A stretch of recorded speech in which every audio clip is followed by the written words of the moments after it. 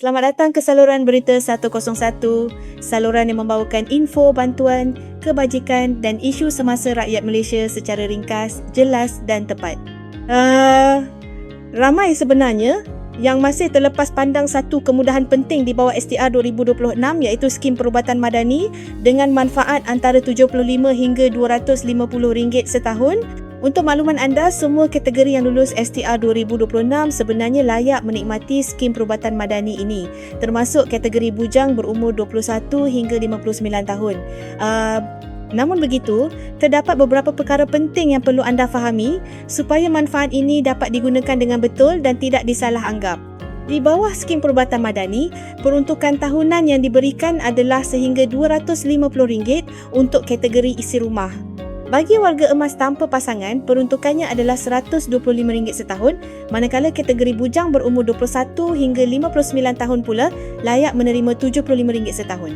Jumlah ini boleh digunakan untuk mendapatkan rawatan penyakit ringan di klinik swasta yang mengambil bahagian tanpa perlu mengeluarkan wang sendiri selagi kos rawatan tidak melebihi had kelayakan yang ditetapkan. Antara rawatan yang dibenarkan di bawah skim ini termasuklah demam dan selsema, sirit-birit dan muntah, sakit kepala, terseliuh serta trauma ringan seperti luka kecil dan kecederaan ringan lain.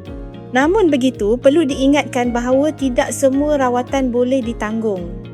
Antara rawatan yang tidak dibenarkan ialah imunisasi rutin, saringan kesihatan, rawatan susulan penyakit tidak berjangkit secara berkala, rawatan rutin ibu dan anak, perancangan keluarga rutin, perkhidmatan rehabilitasi, permintaan ubat tanpa konsultasi doktor serta pembelian suplemen.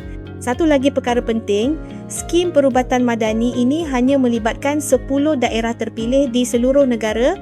Daerah yang terlibat ialah wilayah Persekutuan Kuala Lumpur, Gombak, Hulu Langat, Petaling dan Klang di Selangor, Johor Bahru, Kinta di Perak, Timur Laut di Pulau Pinang, Kota Kinabalu di Sabah serta Kuching di Sarawak. Walaupun anda menetap di luar kawasan ini, anda masih boleh menggunakan skim ini sekiranya mendapatkan rawatan di klinik yang terletak dalam salah satu daerah yang disenaraikan selagi anda layak di bawah STR 2026. Untuk menyemak kelayakan dan senarai klinik panel, anda hanya perlu melayari laman sesawangprotecthealth.com.my dan memasukkan nombor kad pengenalan anda. Protect Health merupakan platform rasmi yang menguruskan pelaksanaan skim perubatan madani di klinik swasta terpilih di seluruh negara. Cara menggunakan skim ini juga sangat mudah. Langkah pertama, semak kelayakan anda di laman Protect Health. Seterusnya, cari klinik panel berhampiran dan dapatkan rawatan bagi penyakit ringan yang dibenarkan. Caj rawatan akan ditolak terus daripada jumlah kelayakan anda. Sekiranya kos rawatan melebihi baki kelayakan, perbezaan tersebut perlu dibayar sendiri oleh pesakit.